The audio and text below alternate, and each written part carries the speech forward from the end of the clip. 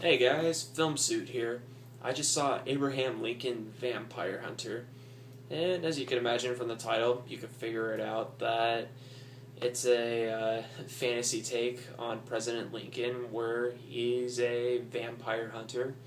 The guy that plays him is a guy I haven't heard of named Benjamin Walker, and when he's Abraham Lincoln, when he's younger and an up and coming vampire hunter, he looks freakishly like a lot like Liam Neeson, and when he's a lot older and when he's bearded, he looks a lot like Hugh Jackman. It was weird.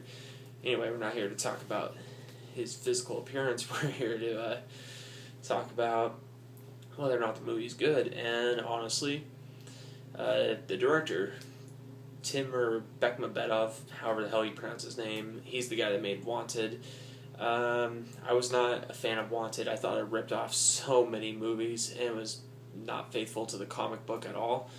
But, what was it? Abraham Lincoln, Vampire Hunter. This movie was a lot better than Wanted. It had some pretty cool vampire kills. The visuals were well done. As they were in Wanted, I'll give Wanted credit for that. And, the movie didn't take itself too seriously, and there were some cliches in there. Hang on, before you guys go rolling your eyes about certain cliches. Let's start out. Here's a spoiler alert. So, one of Abraham Lincoln's trusted friends feels unappreciated, or it's implied he feels unappreciated anyway.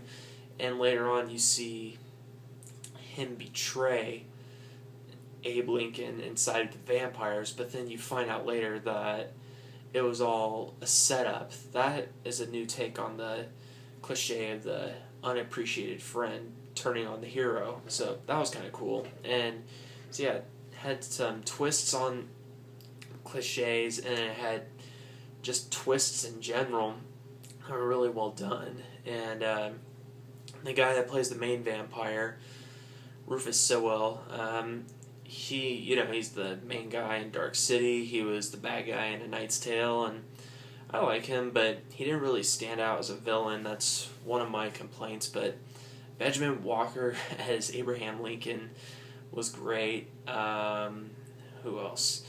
Anthony Mackie, the black guy from the Hurt Locker and the Adjustment Bureau. He was in it, and he did a great job. He was really cool and had some good gunslinging action. And although I think his character might be related to a Django Unchained character for that future movie.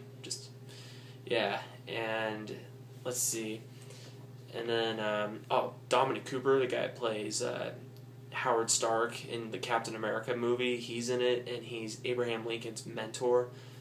Most badass mentor I've seen in a movie in a long time. So there's really not a lot I could say. I would be lying if I said I didn't like this movie. You guys can figure out from the title that it's bold and that it doesn't take itself too seriously. And this movie is fun. It's what it is. It's flat out fun, and I enjoyed the crap out of this movie. I would say that just given the performances and the action scenes and the premise and the fact that it ties in brilliantly with the Civil War, I would give this movie a 4 out of 5. Alright?